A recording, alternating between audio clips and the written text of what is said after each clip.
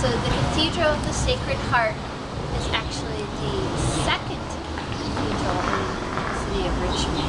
Okay. The first one was over near the Cathedral building, but after the Civil War they realized that it was just too small, and in the late 1800s the Richmond population was moving this direction, and this was considered the far west end, and a lot of this used to be farmland. Oh. And so the people were gradually migrating out this direction, and the bishop said, oh, well, it seems like people are building houses out in that direction, and it was considered like the suburbs in the late 1800s. And churches and schools are being built out here, and so the bishop said, well, let's buy some land and build a brand new huge cathedral out in the West End. And so they raised the money, and the land was purchased, but then they didn't have the money to construct the cathedral, and so they had to do fundraising campaigns, and then finally around 1900 a man named Thomas Fortune Ryan, and that was his real name, Fortune Ryan, he was a big tycoon of the Gilded Age. He invested in stocks and railroad development, and struck a big fortune. And so he and his wife would sometimes come visit Richmond, and they realized that there was a big need for a new cathedral. It was a growing Catholic population, and they said, sure, all right, we'll donate. It was $500,000. Just like that? Yes. Wow. To construct this cathedral, which was very remarkable for a couple that didn't even live in Richmond. Yeah. And so $500,000, I think, would equal $3 or $4 million today, which is very generous. Yes. And so you couldn't, the materials that went in, manpower that went into building the structure, you couldn't reproduce today. It just wouldn't be possible. So, let's see. The foundation was made of Virginia granite. It was all quarried, came from local Virginia quarries. And this is all Indiana limestone. So this came from, the limestone was quarried in Indiana. And the inside, all of the marble used inside came from Italy. Oh, wow. So it's, and when we go inside, you'll see it's massive, massive pieces. So you just can't imagine that this stuff was shipped over to build this cathedral. See, it's built in the Italian Renaissance Revival style, which was popular in the late 1800s, early 1900s in America. Okay. Let's see.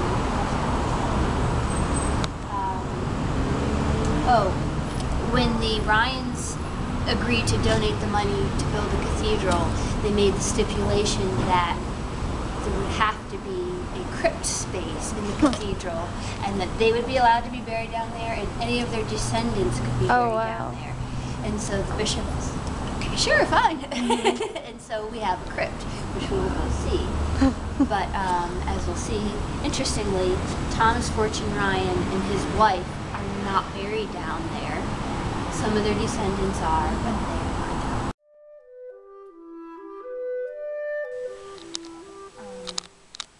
So the cathedral was completed and opened its doors in 1906, and Thanksgiving Day 1906.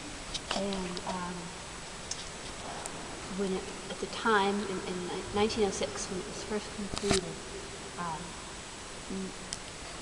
the ceiling here was not decorated. There was no paint work. The moldings, architectural details were all there, but there was no paint.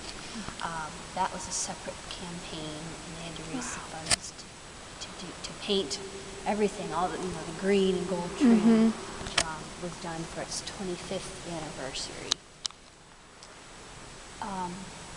So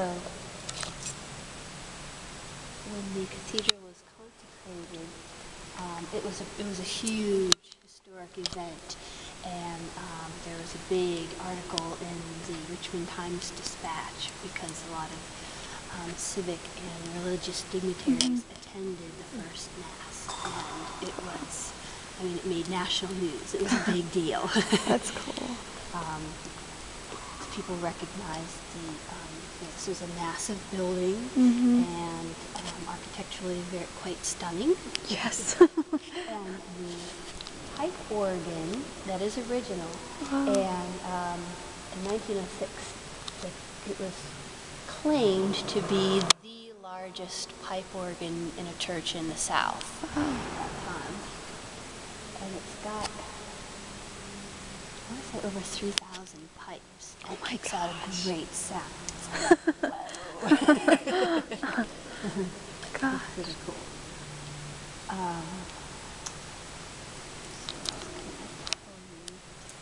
Let's go back to the baptistry gallery. Okay.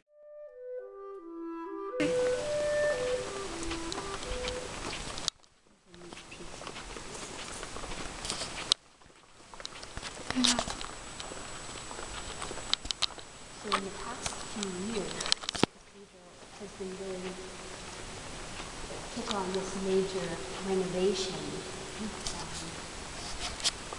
It's like $6 million renovation to touch up all of the paint and repair the plaster work, pipe work and electrical, and the roof tiles, and they did receive some grants for it.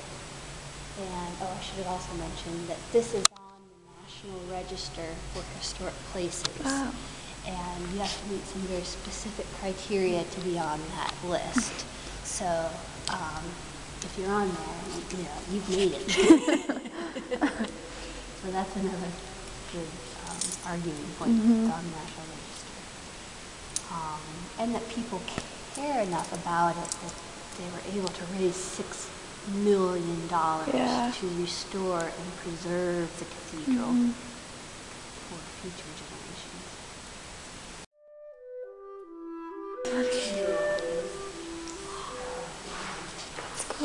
So this is the old baptismal gallery, or baptistry, and so all the baptisms used to take place in this room. But it wasn't until like the 1970s, early 1970s, when the new baptismal font was built, and so baptisms take place here. So it's sort of a public celebration ceremony. So it's not quite so private. But this is a one-of-a-kind, custom-made piece. So it dates to 1906. And you can see the picture right here. This is where it originally stood. And it's massively heavy.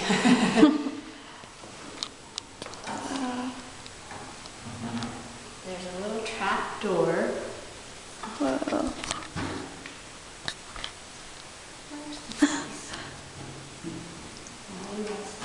That's the storage door. There's one on the other side that has a trap door so the priest could Is this stick his it? hand Is that down. the key one? Yeah. Yes. That little loop. So he could lift up the trap door and put his hand down there and scoop out the water. Because this couldn't just. This is like, I don't know, 150 pounds. It's hard to just lift right off. So there was this trap door, and then the water was poured over the head of the person being baptized. And then there's actually a hole in the floor, and it goes right back down into the ground. Oh. Wow. That's cool. And these are all liturgical artifacts that were used in Mass. These were Mass in the early 1900s. Wow. This is pretty significant. It's called the cornerstone, although it's more symbolic. It can't really bear any weight. This was dug up from the Garden of Gethsemane, And the bishop at the time, he went to the Holy Lands, he went to Rome, and went to the Garden of Gethsemane, and procured this stone, and he said, this will be the cornerstone for our new cathedral. And then he had it shipped back to Richmond. So that's pretty unique. And there's apparently a time capsule in here somewhere beneath the stone, or in the stone, or adjacent to the stone. We're not quite sure. So do the Google link for it. I think I'm saying that right, Plastidino. He was like the premier tile maker in the early 1900s. Like if you're going to spend the money and have this elaborate tile work done, he was the one who would do it. Let's see. I think there's a couple other historic buildings that also have this same tile work. So anyway, so that's significant too. That he was hired to do this building. And then over here is the burial chamber. Oh, wow.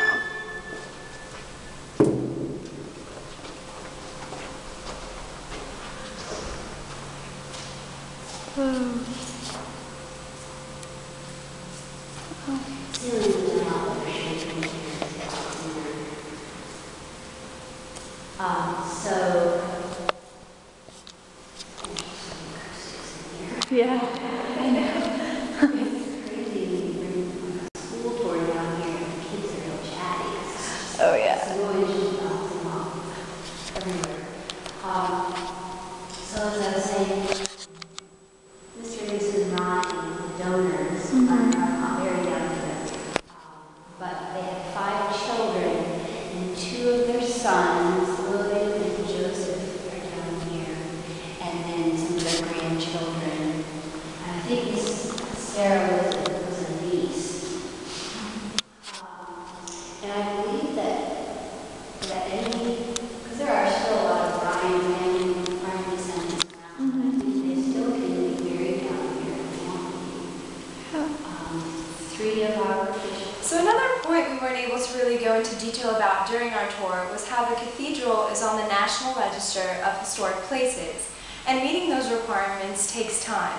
Examples of these are how the cathedral is 105 years old, how it has maintained its character through the years, and how it has taken part in many significant events. And these are just a few reasons why the cathedral qualifies to be on the register. So now that you're finished watching our tour of the Cathedral of the Sacred Heart, it's easy to see how we find it the most historic place in Richmond. Thanks for watching our video!